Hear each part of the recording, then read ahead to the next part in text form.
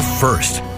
With 45 more days and hundreds of pieces of legislation left, the second half of the 67th session is sure to be busy. Reporter Maddie Beer-Temple recaps the top issues that took center stage this session and what to expect for the second half.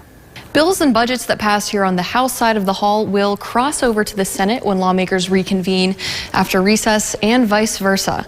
Here are some of the highlights of what the session has passed so far. Pot. Let's vote green. Recreational marijuana with restrictions and taxes passed in the House, in part to get ahead of citizen-led measures to put pot on the ballot.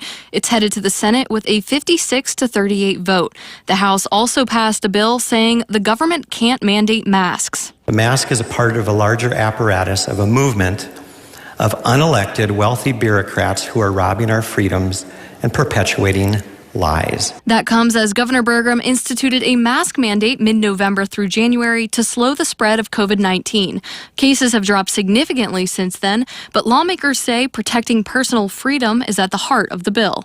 And speaking of the governor's authority, lawmakers want a greater say in emergency declarations by limiting them to 30 days, with extensions only possible through the Assembly's approval. We amended the bill to help ensure that the executive branch would maintain the nimbleness needed to react to statewide emergencies, while at the same time protecting the rights of our citizens and ensuring involvement of the legislature for response to long-term statewide disasters. North Dakota will have been under an emergency declaration for a year come March 13th. It's a status that the governor says allows for federal funding.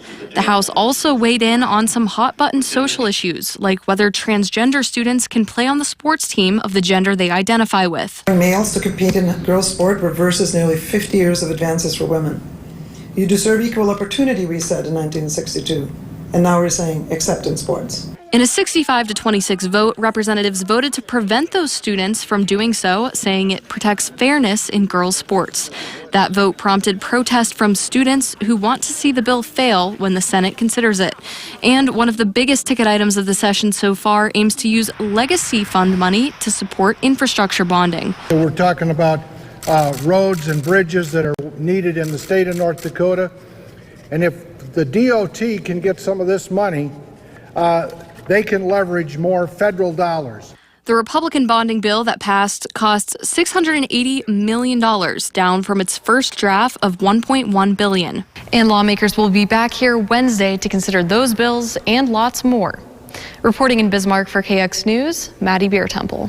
Lawmakers also passed legislation to limit the influence of President Biden's agenda, specifically when it comes to the Second Amendment. As well as oil and gas drilling and following executive orders. And stay tuned.